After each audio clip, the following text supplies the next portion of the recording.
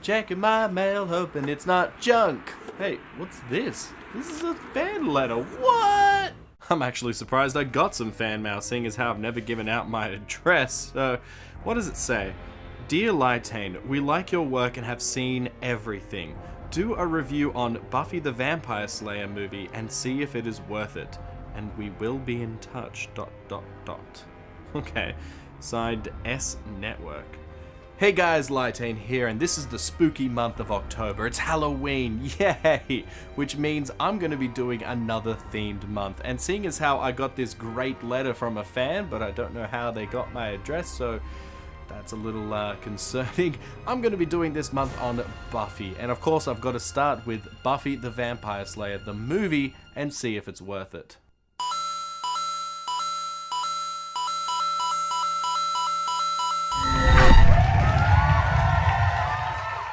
Buffy the Vampire Slayer is a film conceived by a very young Joss Whedon. You may have heard of his name already because he has made a lot of quality entertainment in his life, from Firefly to Avengers, but this is one of his first ideas. He wrote a script about the damsel in distress, you know, the first victim in any generic horror film, but this one could fight back and kick the ass of the bad guy, and he named her Buffy. Released in 1992, Buffy tells the story of a girl that has become the next chosen one, a Slayer. But before we even get to that, we have to establish that she's an airhead and one of those girls. She is annoying, stupid, shallow, and speaks in, I swear to God, is a foreign language, but apparently it's just all slang. She starts having strange dreams with her in different eras being attacked by a mysterious vampire. She is then confronted by Merrick, who is a man that screams stranger danger but is there to be her guide. He tells her of her power and inheritance, and she wants none of that until they bond over those dreams that she's been having. Because of this, she gives him the benefit of the doubt, and he shows her a fresh grave, and she fights her very first vampire. Oh dear lord, they're real! From here, she trains to be the next Slayer, but will she be strong enough to fight the big bad vampire of her dreams? Will she get that yellow jacket? What is Merrick's damage? I'm just hoping that this movie doesn't suck. When I rewatched the movie for this review, I could remember quite a lot about it, and that is because the story is incredibly simple. It's about a chosen one that has to get their power in order to stop a big bad. We've seen it plenty of times before this, we've seen it plenty of times after this. While not terribly original, that doesn't make it bad, but it does lack a lot of depth. Whilst there are a lot of unique ideas in this movie, they aren't really explored upon too much, such as the fact that Merrick is immortal and he keeps coming back to train each Slayer. That is something that is very interesting but not really explored. That leads to the pacing of the film, and it's very slow for an action movie. The start of this film shows how much of an airhead Buffy is, but it takes a very long time before that attitude changes. About 20 minutes into the film, actually. That's a long time to listen to the characters that I could barely understand with all of that slang, and it's not like Clueless, which I also did a review on, you should check it out, where the dialogue is well written, so in context you can understand and follow along, even if you don't get all the slang. Here, I was lost. I just wanted to get to the action because I didn't really care about what was going on around it. Once the tone of this movie shifts, it does get a little better with normal life and Slayer life bumping heads, but it still feels pretty slow. Part of the reason why it is slow is because of that action. Now, I don't know about you, but I like my action fast, exciting, with big stakes and dire consequences, but in this movie, the action is fairly lackluster. Most of the action boils down to cheesy flips, a couple kicks, maybe a punch or two, some grapples, and that's about it. There is no real substance to any one of these fight scenes. Now, I get it, Buffy is a cheerleader and she does gymnastics, so they wanted to incorporate that into the action, which I think is fine. It's just that it doesn't do anything, it doesn't go anywhere. The fights are really, really slow. There's like a roundhouse kick, some guy goes down, and then that's about it. The stakes are never really high, the fighting is never really intense, and you just don't get a thrill or excitement whenever the fighting does start. Take for instance the very first fight scene. Merrick is shown trying to take down the vampire, and he's not doing a very good job of it because he's human after all. Then Buffy comes in and she takes down the vampire pretty easily. The fight scene doesn't go on for very long, and she is very, very skilled at this. Now, that could be attributed to the fact that she is a Slayer, so so she has that inherent ability to take down vampires, but honestly, for a very first fight scene, I wanted to see more stakes. I wanted to see the fact that she nearly got beaten, so then she has to train in order to become a Slayer. The fact that she only won because of luck or because of help, and so she has to train to be better. Some kind of motivation from the first fight, but no, she takes down 2 different vampires very, very easily, and then she decides, oh yeah, I'm gonna train to become the Slayer. And I'm like, man, you're already a badass as it is. You just took down 2 vampires literally first go with no effort and no training. Why would you even bother? Because of this, the rest of the movie just isn't set up very well. You don't get that I have to be the Slayer, I have to be better kind of moment here. With the action being slow, maybe the big bad can bring the movie back. Lothos looks like an old vampire stereotype, and his introduction isn't handled too poorly. He is mysterious, and he has his lackey, played by Paul Rubin, you know, Pee Wee Herman, strange casting choice, do his dirty work, and it slowly builds him up. Oh no, wait, sorry, there he is, 10 minutes into the film. Like, what? Why did we have this big build-up again for the next 30 minutes? Was it to reveal his new clothes or something? The fact that he got a new hairdo? Why? I get why they had to show him near the start of the film, to make him a threat because he has killed past Slayers. Honestly, they should have had this scene, but kept his face hidden to make the reveal later a little bit more impactful. There are many problems with this film, including the main general message of it, which is empowerment of women. Now, I'm a straight white male, so maybe feminism is not a topic I should be talking about, but I'm going to give it a shot anyway. The Slayer is a woman. The Slayer can only be a woman. That's great empowerment, and the fact that the idea behind this was the damsel in distress now being able to take down the bad guy that was going to kill her is very, very empowering. I think that's a great message, but it isn't handled very well in this film. That is mostly because of Pike, played by Luke Perry. So that's what you was doing before you moved to Riverdale and started a family. I see what you doing. Anyways, Pike is a slacker. He's a pothead drinker, you know, just those generic stereotype slacker ideas.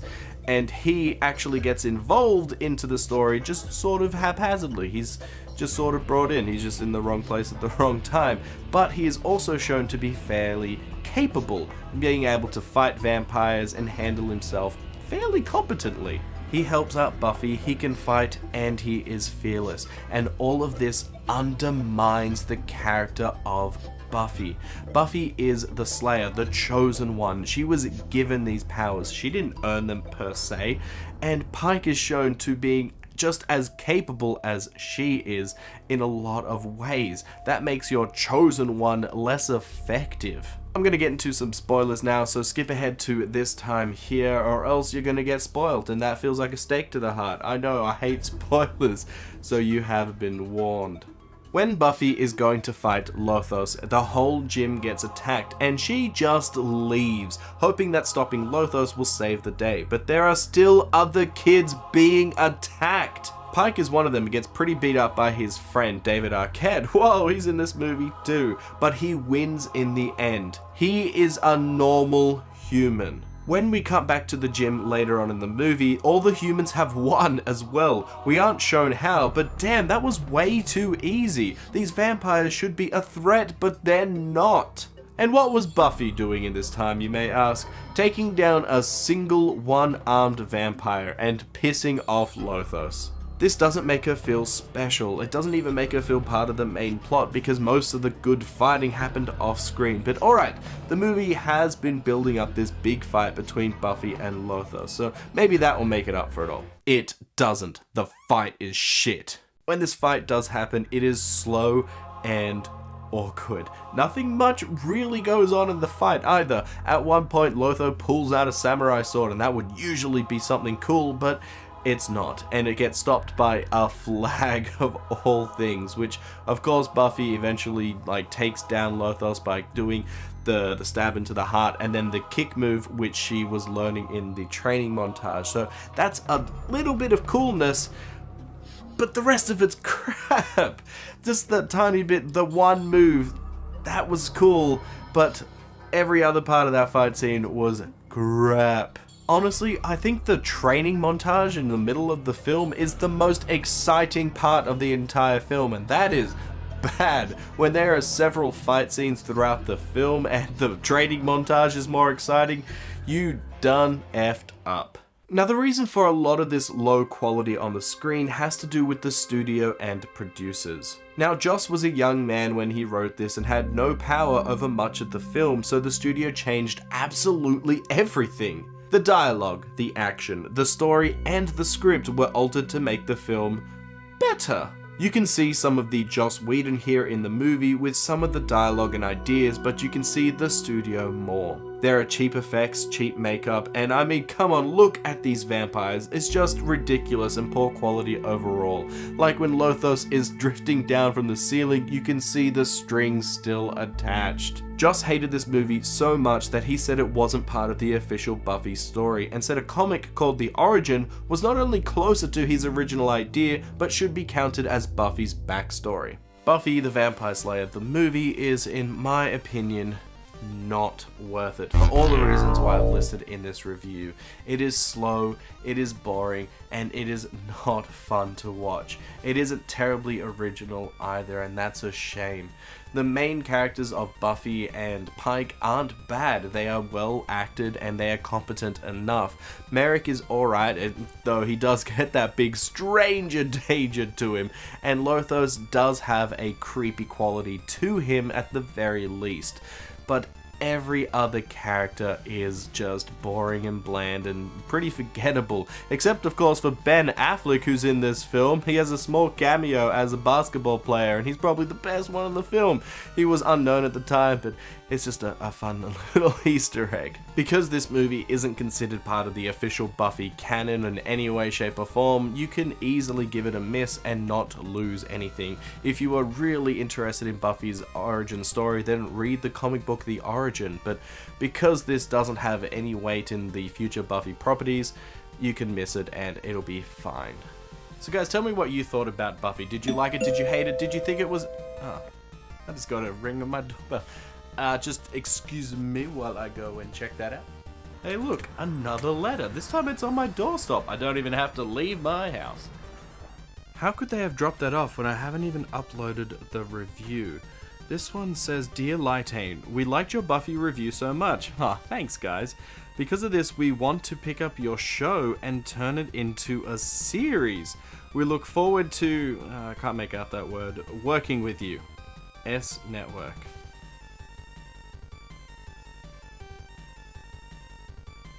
Oishi means delicious. They call this tea Oishi.